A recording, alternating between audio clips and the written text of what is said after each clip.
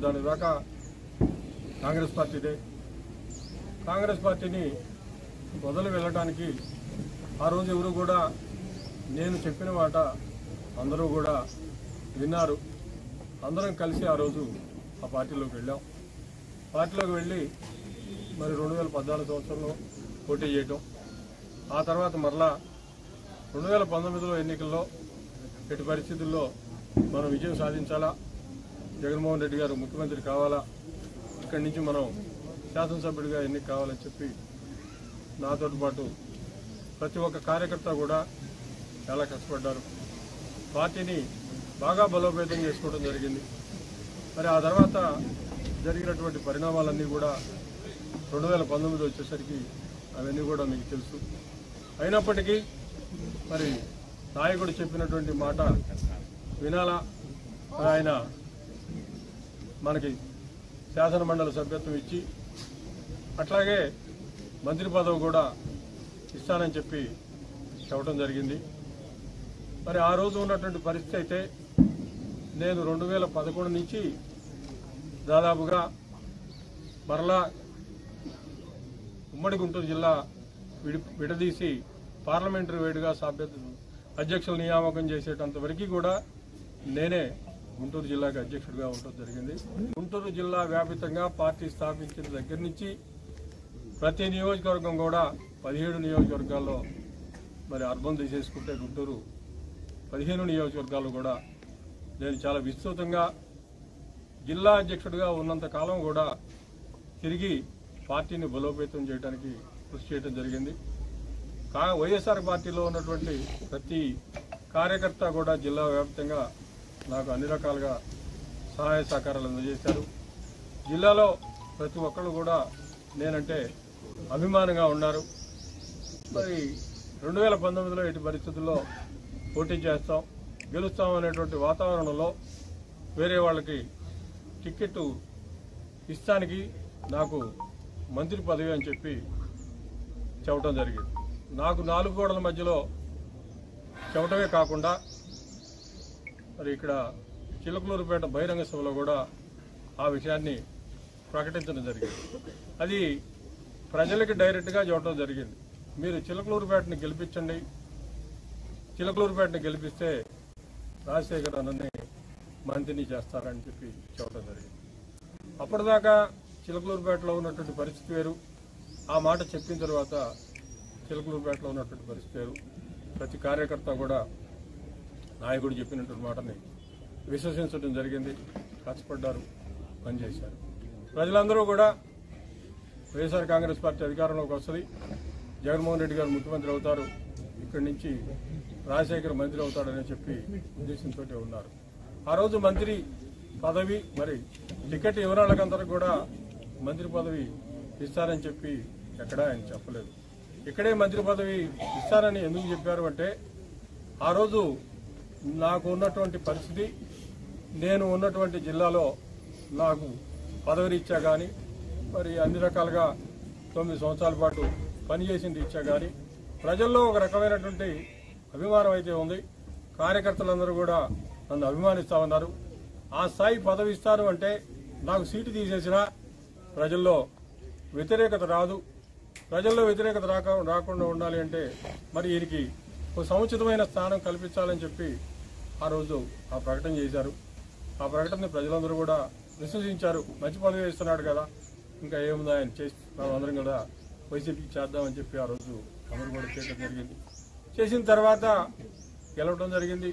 గెలిచిన తర్వాత జరిగినటువంటి పరిస్థితులు, పరిణామాలు అన్నీ కూడా పూసగుచ్చినట్టుగా మరి గడిచిన 4 రోజులుగా మీడియాలో చూస్తూ ఉన్నాం. మొత్తం కూడా ప్రజలందరికీ కూడా అందరూ అదే రాస్తా ఉన్నారు. ఉన్న వాస్తవం ఏదో అదే మొత్తం రాయడం జరిగింది. ఈ 4 సంవత్సరాల కాలంలో, 5 సంవత్సరాల కాలంలో 2019 నుంచి 24 దాకా ప్రతిసారి ఎమ్మెల్సీ ఎలక్షన్లు వచ్చినప్పుడల్లా మంత్రి పదవి అయిపోయింది. ఎమ్మెల్సీ ఎలక్షన్లు వచ్చినప్పుడల్లా నా పేరు రావటం, వాళ్ళు ఈసారి నీకే ఇస్తామని చెప్పి ఎవరో ఒకళ్ళు ఫోన్ చేసి చెప్పడం, పేపర్ల నిండా రాజశేఖర్ మంత్రి ఎమ్మెల్సీ పదవి వస్తుందని చెప్పి పేపర్ వాళ్ళు రాయటం. ఈ రకంగా 4 సంవత్సరాల పాటు చివరి సంవత్సరం దాకా ఇదిగో అదిగో అని చెప్పి ప్రతిసారి కూడా ఏదో చేయటం, ఈ రకంగా చేసుకుంటా వచ్చి చివరిలో ఇచ్చారు, ఎమ్మెల్సీ ఇచ్చారు. ఎమ్మెల్సీ ఇచ్చిన తర్వాత 24 ఎలక్షన్లు వచ్చినాయి. 24 ఎలక్షన్లో కూడా ఇక్కడ ఎవరిని పెట్టుకుంటున్నారో, ఎవరిని తీసేస్తున్నారో, ఇక్కడ ఉన్నాళ్ళని పెడతారో, అసలు నేను ఒకరిని ఇక్కడ ఉన్నాను సంప్రదించాలనేటువంటిది కూడా లేదు.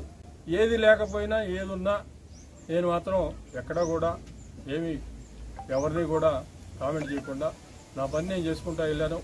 అదే రకంగా ఎన్నికలు వచ్చినాయి, వాళ్ళకి సంబంధించినటువంటి వాళ్ళని వాళ్ళు పెట్టుకున్నారు. వాళ్ళు పెట్టుకున్న తర్వాత అంతా అయిపోయి ప్రకటించుకున్న తర్వాత, క్యాండిడేట్ కూడా ప్రకటించిన తర్వాత నన్ను పిలిచారు, అడిగారు పార్టీకి మరి ఈ రకంగా పనిచేయాలా, పలానాళ్ళకి ఇచ్చామని చెప్పారు.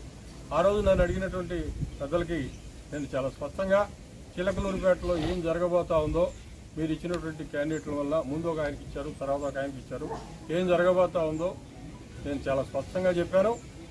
నేను మాత్రం వాళ్ళు ఎక్కడికి పిలిస్తే అక్కడికి వస్తాను, పార్టీకి ఓట్లేమని చెబుతాను. వాళ్ళు నన్ను ఏ ఊరు పిలిచినా, ఏ నియోజకవర్గంలో ఏ గ్రామంలోకి పిలిచినా నేను వెళ్తాను, టౌన్లో పిలిచినా వెళ్తాను, ఎక్కడికి వెళ్తానని చెప్పి ఎక్కడికైనా వెళ్ళి పార్టీని గెలిపించమనే చెబుతాను. వాళ్ళు నన్ను ఏ రకంగా పిలిస్తే ఆ రకంగా వెళ్తాను అని చెప్పి ఆ రోజు స్పష్టంగా చెప్పడం జరిగింది. మరి రిజల్ట్స్ ఎట్లా ఉంటుంది అని కూడా అక్కడ పిలిచినట్టు పెద్దలు అడగడం జరిగింది. రిజల్ట్ ఎట్లా ఉంటుందో కూడా ముందుగానే, ఎందుకంటే చిలకలూరిపేట నియోజకవర్గంలో 40 సంవత్సరాల నుంచి మేము చూస్తూ ఉన్నాం నియోజకవర్గంలో పరిస్థితులు ఎట్లా ఉన్నాయి, ఎట్లా ఉంటే గెలుస్తారు, ఎట్లా ఉంటే ఓడిపోతారు అనేది కూడా మరి ఇన్ని సంవత్సరాలు రాజకీయాల్లో ఉన్నాం కాబట్టి ఒక అవగాహన ఉంటుంది. దాని ప్రకారమే నాకు ఉన్నటువంటి స్పష్టమైన అభిప్రాయాన్ని చాలా స్పష్టంగా ఆ రోజు పార్టీ పెద్దలకి తెలియటం జరిగింది.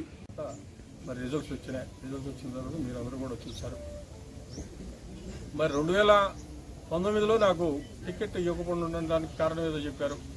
మరి 2024లో ఇవ్వకుండా ఉండడానికి కారణం ఏందో కూడా నాకు కూడా తెలీదు.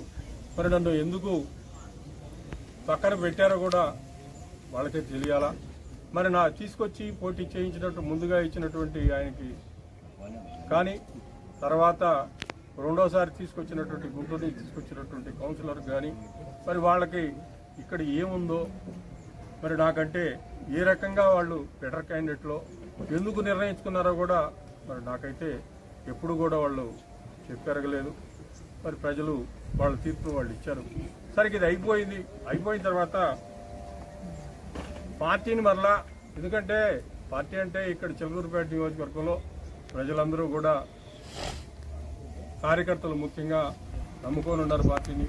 వాళ్ళందరికీ అండగా ఉండాలా. ఈసారి మరలా పనిచేసి మరి వీళ్ళందరికీ కూడా అండగా ఉండి మరలా తిరిగి విజయం సాధించాలనేటువంటి ఉద్దేశంతో ఆ రోజు నేను ఉండటం జరిగింది. మరలా 53,000 ఓట్లు మెజారిటీతోటి ఓడిపోయినటువంటి వాళ్ళని తీసుకొచ్చి ఇక్కడ మరలా ఇన్ఛార్జిగా ఇవ్వటం జరిగింది. మరి ఇక్కడి నుంచి చిలకలూరిపేట నుంచి ఎందుకు తీసుకెళ్లి గుంటూరులో పెట్టారో తెలియదు. చిలకలూరిపేటలో గెలిచేటట్టుగా ఉంటే మరి మార్చింది ఎందుకో, మరలా 53,000 తోటి ఓడిపోయినటువంటి వాళ్ళని తీసుకువచ్చి ఇక్కడ పెట్టడానికి కారణం ఏందో ఏ రకంగా చూసినా కూడా పేట ప్రజలకు మాత్రం అర్థమయ్యేటువంటి పరిస్థితి లేదు. దీని అంతటికీ కూడా చూస్తూ ఉంటే వాళ్ళు ఎట్టి పరిస్థితుల్లో కూడా రాజశేఖర్ అనేటువంటి వాడికి ఇక్కడ ఇన్ఛార్జిగా అవకాశం వైఎస్సీపీలో కలగజేయడానికి వీల్లేదనే అభిప్రాయం మాత్రం స్పష్టమైంది.